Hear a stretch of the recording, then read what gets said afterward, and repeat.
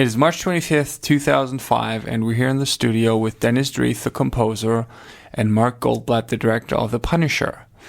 I'm Robin Esterhammer, producer for Perseverance Records, and we're going to go into a little bit of more depth about the score and the music than what can be gleaned from the liner notes. So we're going to talk with Dennis and with Mark about the production of the music.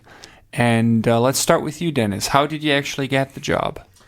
Well, I was initially called by Bill House, who was the head of the music department for New World Pictures. I'd never met Mark before that, and Bill actually wanted me to be involved in some things. So, having never worked with Mark, Bill got me some copies of the work print of the picture, and we actually scored a couple of scenes that we actually presented to Mark, and that's how we started. Yeah. It was a very, good collaboration, actually. And I remember the directive from the studio at that time, they were very, the big thing was they wanted a theme. They wanted a Punisher theme. They wanted, just a small, how can I say it, a short theme, a signature motif that would then be integrated throughout various other cues in the picture, something that would identify the Punisher. And so that's what Dennis came up with initially, I believe, was some prototypes or a prototype of the Punisher theme that worked pretty well. It was actually, I think the goal was to see how few notes we could identify the Punisher in was the assignment. Yeah, it was minimalist because the Punisher, of course, is a very sparse concept, a minimalist kind of concept in a way.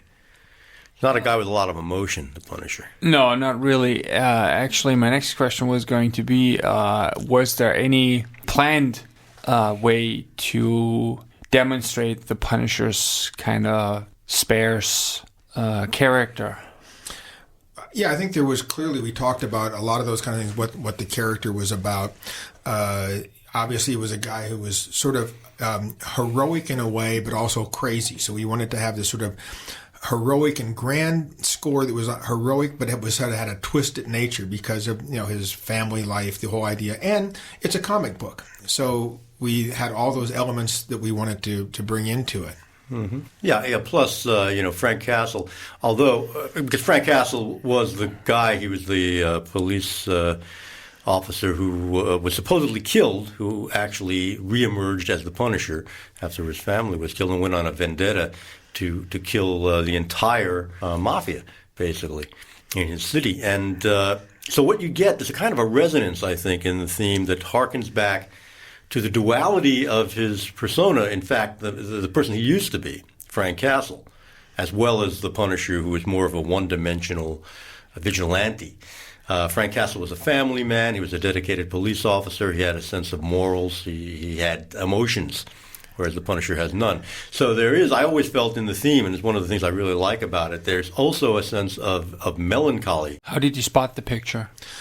We sat down and went through it frame by frame. The spotting was actually a pretty traditional spotting session, nothing unique about it. We did all the stuff that we normally do in a spotting. And I think that the interesting thing, unlike a lot of other things, is once we spotted it, I don't remember moving cues around a whole lot. No, we didn't. In other situations, I know they'd sit down with the picture, and all of a sudden you're looking at it and you go like, the start is like off by 12 frames. We need to move that. Right. Or like, why are we hitting this instead of that? And I end up like moving things a great deal and kind of re-spotting the picture. But I remember that this was somewhat unique in that we spotted it. I don't think anything moved. It was really unique in that. And once we did it, I think we were in sync about what we wanted to do with the picture, what things we thought were important to hit, which things we thought shouldn't be on the nose, shouldn't be direct hits, which things we should. There were also a massive amount of sound effects, so that meant we had to be careful, when we were spotting that we also were cognizant of what the sound effects were going to do and that the music could carve out holes for that. Exactly. Mm-hmm. Yeah. Taking that cue, were there any other scenes that you were specifically told to score in a certain way or that were very important to you scoring musically? Well, it was interesting. Mark was a great person to collaborate with on this. One is, I think, because of his experience as an editor, has a great sense of rhythm and time. So I think we spent more time talking about the pacing of scenes than we did so much sort of the emotion. I think he left a lot of the emotional decisions to me, but we talked a great deal about, pacing, how the music should propel things, the timing of things. And I also felt that from the very beginning, an awful lot of times directors and even other editors don't necessarily really have a sense that there's a time, a rhythm to the scenes, but these were all cut in such a way and even directed in such a way there was a tempo. Every scene seemed to have almost a tempo that was inherent. I could sit there and look at it and it would almost define to me the tempo that the music should be. So I think we spent a lot of time talking about how things could either play with that or play against it. But we spent more time, I think, talking about movement and tempo than anything. Mm-hmm. Yeah, Mark, did you direct the movie in a way that was musically intended? Well, I can't say on a conscious level, no, but I do, as Dennis says, being an editor, I do understand the concept of counterpoint of images, and therefore I would imagine counterpoint of themes or, although I'm not a trained musician in any way, can't play a note. I think I played accordion when I was 5, but I couldn't do it now. I do sing in the shower, though, and karaoke if you get me drunk enough. But the thing is, editing is inherently a very musical thing. It's kind of a free form. Did you use a temp track? Yeah, we did, but not the way I used the temp track only because you can't show a movie to a studio or anybody if you don't have music in it. But the temp track, and I couldn't even tell you now what was in it. Whatever action cues and suspense cues might have been au courant at the time or that I thought were good. Probably a little Tangerine Dream. I don't know what was happening in '89, or maybe that was beyond Tangerine Dream. But we weren't using it as a template for what Dennis was going to do. I mean, today temp scores are a big deal. Very often, filmmakers fall in love with their temp scores, and therefore want the composer to kind of emulate things, which I think is inherently a mistake, because you're kind of hedging your bets. I mean, you hire a composer who you think can contribute something, and hopefully they'll contribute something fresh and new and better than you're going to come up with a temp. So you really shouldn't try to, hamstring them, if that's the right word, with a temp track. I think it's interesting to note that Mark never played me a temp track. Oh, really? Yeah, so I knew they had when we talked a little bit about some things, but I don't believe I ever heard anything in a temp track at all. You're right. I think we decided not to do that. What we did do a great deal is I would work on cues. We were doing a lot of synthesizer mock-ups of the cues that the orchestra would do. And Mark would come over to the house, and I'd place things, and he'd say, I like that. Can we do something more like this? Can we maybe make some adjustments here? So there was the collaboration between us like that, where things were, as I was working on it. And sometimes I would be working on something, and I know he got, a call sometimes late at night, early in the morning from me saying, and I'd even sometimes play something over the phone. I'm thinking of this for this cue, and hold up the phone, and Mark would say, yeah, I like that. Maybe we can get together later. Or something like so. We did a lot of that, which I actually enjoy doing, especially when you have somebody that you like being around, you can work with, who has good ideas. It's a good opportunity. I think the thing I've always said, working with somebody like that, especially somebody who's maybe not, quote, a trained musician, who might ask you to do things that were slightly different that make me go in places that I wouldn't have normally gone to. And sometimes maybe it was not the most conventional place, but it would be something where, can we do something that has like a different kind of rhythmic feel here, or can move the scene in a different way? So that would cause me to do something different. But in terms of like the temp track and all those things, I think the idea was Mark and other people involved were looking for me to bring something of my own to it. So it was a very satisfying experience for me. You did your own orchestrations on this score. Was there a specific reason for not using an orchestrator? Do you work with one usually? Mostly it was budget.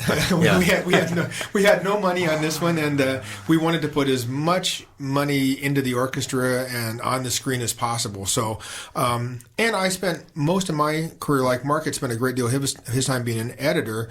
A great deal of my time has been spent before and after then being an orchestrator and conductor. So I felt in some ways that I was closer to it. I could probably do the orchestrations just more efficiently and quicker than I could by handing it over to somebody else. There's a number of terrific orchestrators, and I love working with an orchestrator when I'm the composer.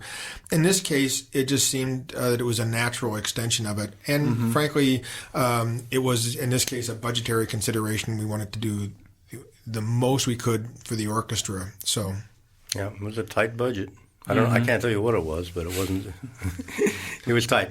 So, and I do remember, though, as usual. I mean, at the recording sessions, you have to be cognizant of the time because you do have a limited amount of time with the orchestra. So it's a good thing in L.A. Of course, the musicians are so great and so quick studies, really. So it was accomplishable. Very, very good. I think also a special mention should be made of the scoring mixer was Bobby Fernandez, and a testament how well he does. Most of the mixes on the record, at least the orchestral mixes, are all live mixes. Those were we didn't go back and do a lot of remixing. There was some remixing involved in a few cues here and there, but the preponderance of the cues are actually live mixes. Wow! So it was a live session, live mixes. It was real music in real time with real people. Wow! Were you at the recording sessions? I don't know that I was. I don't remember. You were. Was I? No, I guess I wasn't. I blacked things out. But it's been a few years. Yes. So, yeah. Actually, I do remember some stuff. Was it Steve Bartok? Bartek? Did we have Bartok? No, we didn't have Steve. We'd have somebody adding percussion. There was a Steve Foreman. Steve Foreman, okay. Was a percussionist who did a lot of interesting sound effects. He actually created a lot of specific samples. We wanted some very percussive things. I remember that, yeah. We made one thing you may remember, we sampled a punching bag. Somebody actually hitting a punching bag. We turned that into a percussive sound that we used in some loops and things like that. So we tried to create some unique percussion sounds. So we did that. And then we also had captured those electronically and added those to the orchestra. So we would have the orchestra live and we'd be triggering some of those percussion sounds. And I know Mark certainly was at all the orchestra dates. I remember that. Any anecdotes from the scoring sessions? I don't know. It was just like what I would consider a pretty typical day in Hollywood on the scoring stage. I think is always a magical thing for me. Where did you record it? We recorded it at Warner Brothers, which ultimately became the Eastwood stage. Mm-hmm. But it was before that. We picked it. It's a great sounding room. The booth at the time, the electronics were kind of on their last legs, but certainly the room itself sounded great. The orchestra sounded great in there. And the orchestra played terrific. One of the things about, an orchestra in Los Angeles is there's almost not real anecdotes because what happens is you put the music in front of people. Yeah. They look at it, they perform it, and the thing to do is not record them too many times. You get them in the second or third take, they sound as good as they're ever going to sound. It's a pretty brilliant group of people. Mm-hmm. And then there were little things that it's interesting because what happens is you work on the synthesizer mock-ups, and as close as the orchestra you really get, it doesn't sound quite the same. Then we put music in front of the orchestra.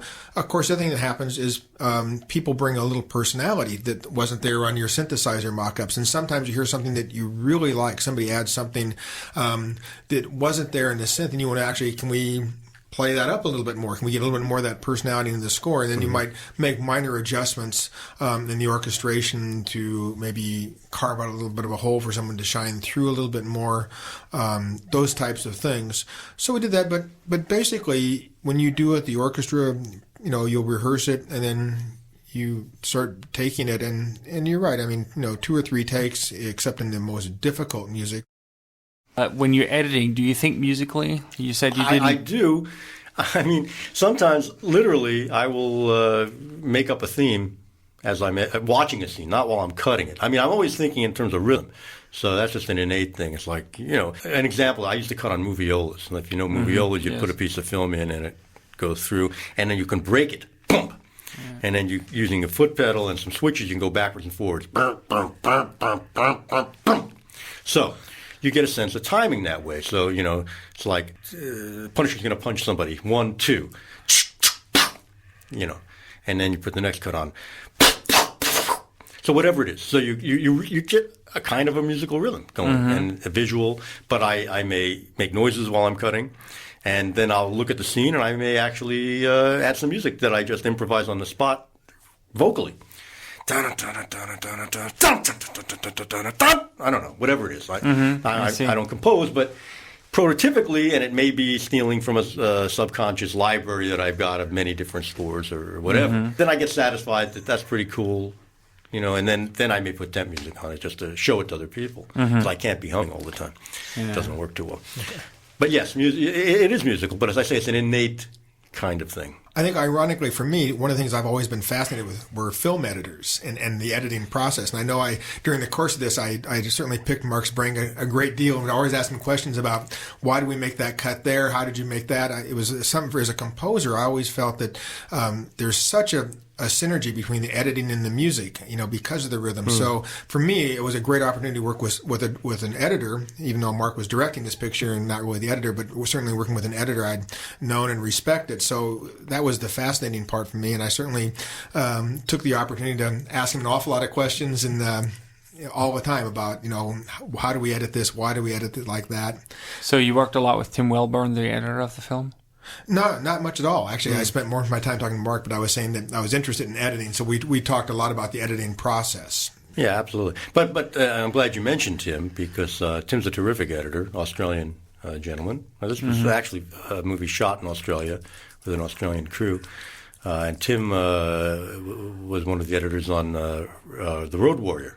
But in this case, I think I kind of hogged the relationship with Dennis here because I could, which is interesting because as an editor, on some movies I'm very involved in working with the composer in that, not that the director isn't, but with the director and the composer, and I'll go to, just like I used to go to Dennis's studio and listen to temp, or I should say first pass synthesized versions of cues.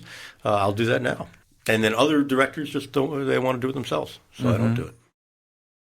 Now, the final question, why did we have to wait 16 years for a soundtrack? Well, because you didn't have your company going 15 years ago. That's the perfect answer. That's a good answer. Well, I suspect one reason would be, as I indicated before, unfortunately the timing for this picture was such that by the time the picture was done, the company that made it was folding. Or not folding, selling off their assets. They sold everything. And the people they sold it to, were not interested in theatrical distribution. So that's a problem. You've got a movie and you're not going to release it theatrically. Now, what they did was they sold off what they had. Unfortunately for us, they sold our picture to what was essentially a video company. And for various reasons, which I won't go into, they decided that they weren't going to try to get an ancillary theatrical distribution. They went straight to video in this country. Now, internationally, the picture opened theatrically everywhere. And, yes. I even got some good, we got some good reviews. I kept them all, got a little scrapbook, like in England, for example, and France. Yeah. But that doesn't help. So it doesn't help the visibility of the picture. No, it doesn't. That's true. And see, in those days, home video was, it just wasn't, it was emerging, it was happening. People had VHS players, although they hadn't saturated every home like now the DVD players are. Strangely enough, though, I will say that when The Punisher came out on video, this was unheard of, as far as I could tell. We were like number 5 on sales and rentals for videos. Wow. A picture that had no theatrical identity. That's pretty amazing. That's really and it, stayed that way for a while. I mean, 3-4 weeks and before it dropped down a bit. So, but, again, even given that fact, people weren't capitalizing on direct. See, today there's a whole industry, a whole huge industry of pictures made for DVD, or home video. They're not intended to go theatrical, and that didn't exist then.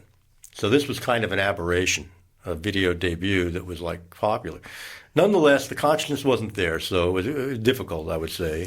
I would say, interestingly enough, though, the picture has had a life of its own over all these years. I periodically receive emails from people in other countries asking if they could get a soundtrack album without. And Robin, you found me after many, many years. So it did have a life of its own and a fan base to this day. It's a very interesting project. Absolutely.